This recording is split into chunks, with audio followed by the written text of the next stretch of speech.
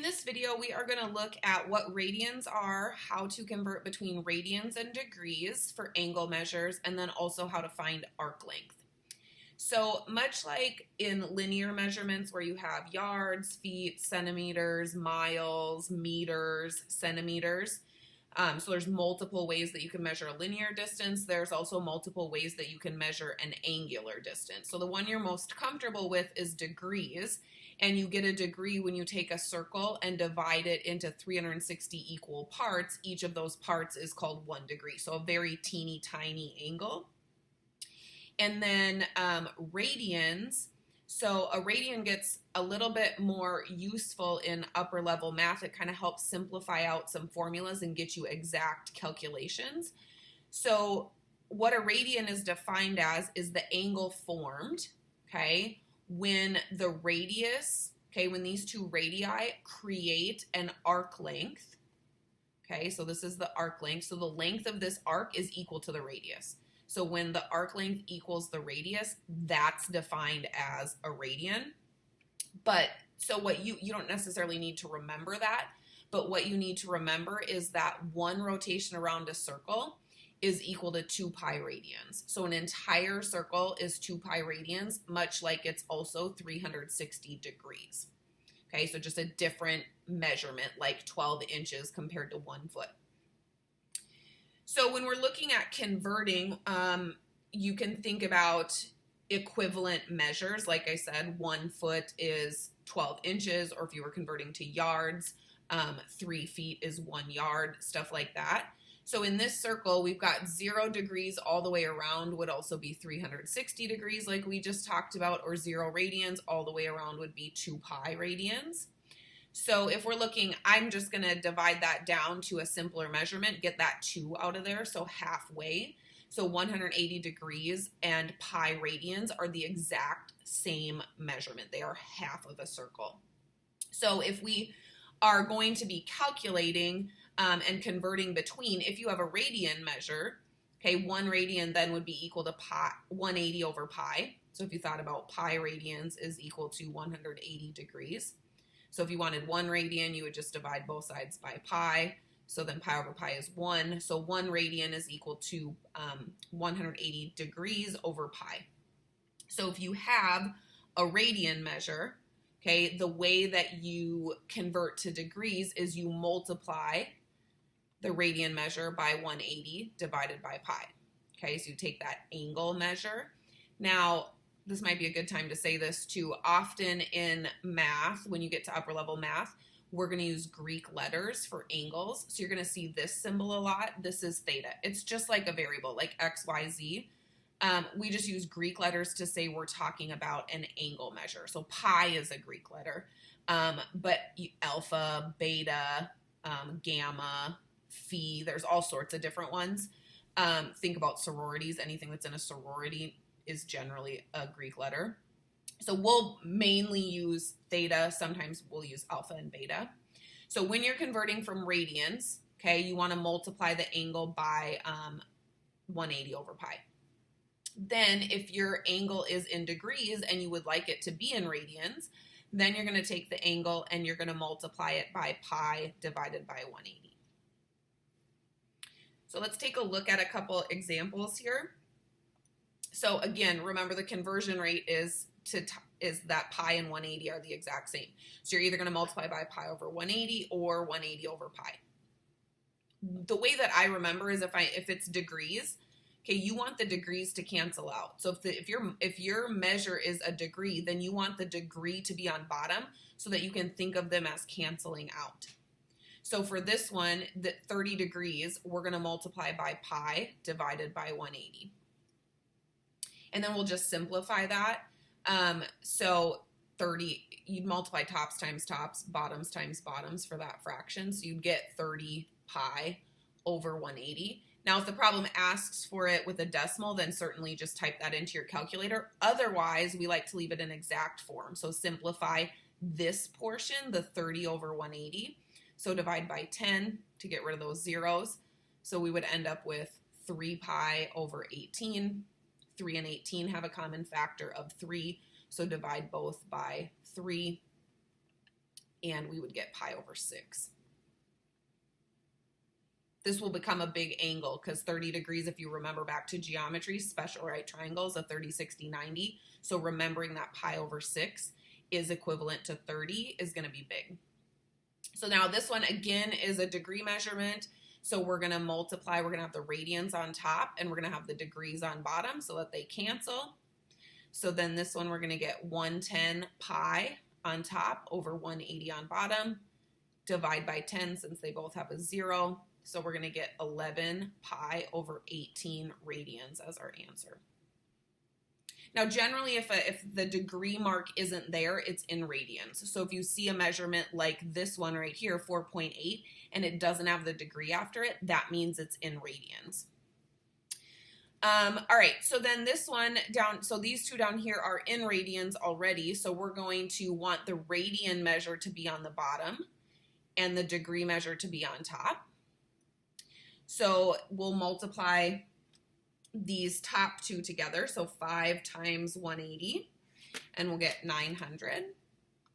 So 900 pi. Again, if your answer is fine with decimals, you could type this into your calculator.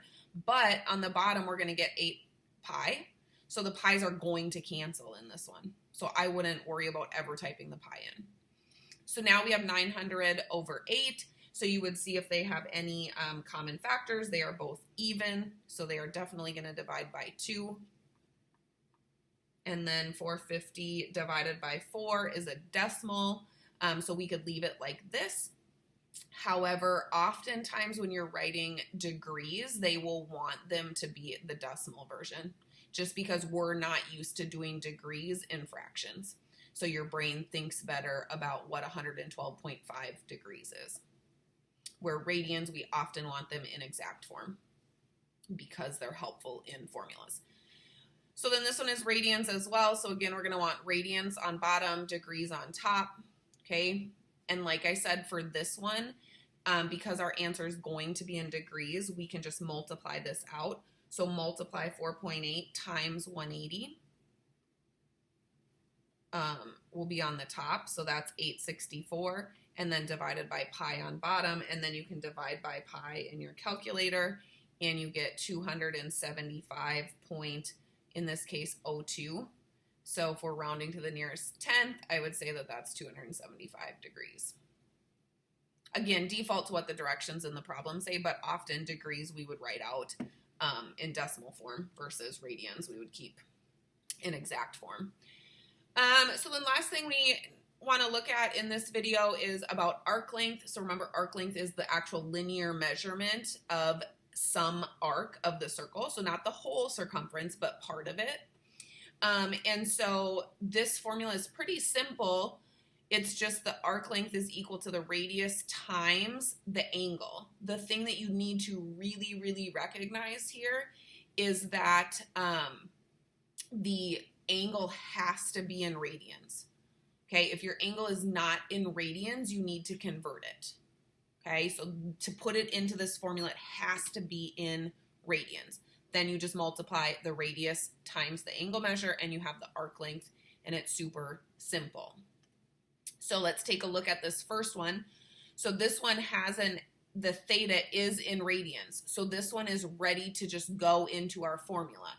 So if you remember, the formula was S equals R times theta. So the arc length is going to be equal to the radius, 3, times the angle in radians, which is pi over 3, or sorry, pi over 6. So now you can just simplify this. So we would get 3 pi over 6, which would be pi over 2. So if you needed it in exact form, it would be pi over 2 centimeters, because the radius was measured in centimeters. If the problem wanted it to the nearest decimal, like to the nearest tenth or something, then you could do pi divided by 2 and get the actual measurement, the actual decimal measurement of like 1.57 if we were doing to the nearest hundredth. So whichever the problem asks for. Then you'll see in this next example that our angle is in degrees. So we cannot just multiply these. we need to convert this to radians first. So remember that we would do that by multiplying by pi over 180. So then simplify this. So you'd get 36 over 180, and you'd want to simplify that. So both are divisible by what? 18. So 180 divided by 18 is 10, and 36 divided by 18 is 2. So you'd have 2 pi over 10, which then simplifies down to pi over 5. So this angle here is the same as pi over 5 in radians. So then we can take that and go ahead and put it in the arc length formula. So arc length equals the radius times the angle in radians. And let's say we want this one to the nearest hundredth again. So you would do 6 times pi and then divide it by 5. So if you wanted it in exact form, you would say 6 pi over 5 feet to the nearest hundredth. Multiply those and divide by 5, and you would get 3.77 feet.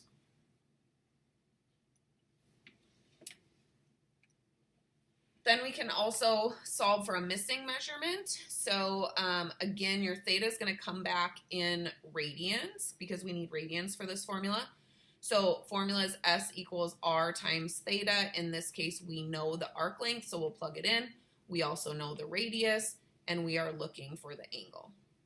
So we would just do a simple division here, divide by 3.4 to both sides. So 12.8 divided by 3.4. And you are going to get that theta equals 3.76 to the nearest hundredth. And then again, that is radians. So if you want to think about how big that is, that's just over pi. So remember that for a circle, halfway, so this would be 0, and then this would be pi, or 3.14 radians. So this angle here is just bigger than, it's probably too big, just bigger than halfway. Just bigger than 180 if you were to convert, just to give you some context there. All right, then this one, so S equals R times theta. This time again, we have the arc length given. This time we're looking for R, and now we need to plug in theta. So again, be careful here because this angle is given in degrees. We need to plug in a radian measure. So we're going to have to convert this by multiplying by pi over 180. So again, 180 is degrees, so that those degrees cancel. So 225, simplify 225 over 180. So 225 divides by 5, so we would end up with 45 pi, and then 180 divides by 5, and you'd get 36. Both of those are divisible by 9, so you'd get 5 pi over 4.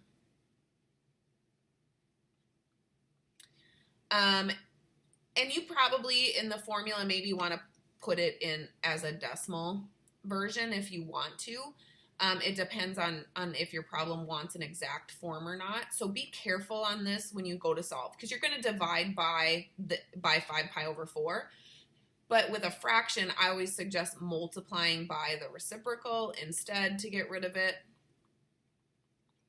And then you want to be really careful here. So 4 times 132 for the top. So you have 528 over 5 pi.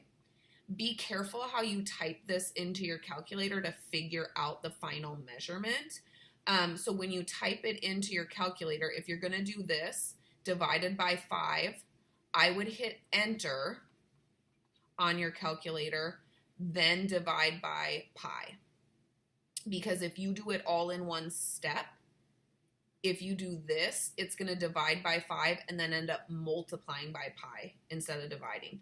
So I would do it in 2 steps, divide by 5 and then divide by pi.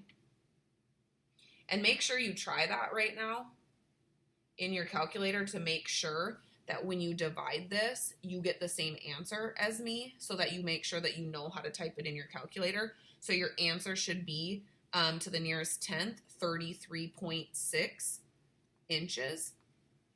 So make sure that you type that in correctly. If you type it in incorrectly, obviously you'll get a different answer than that.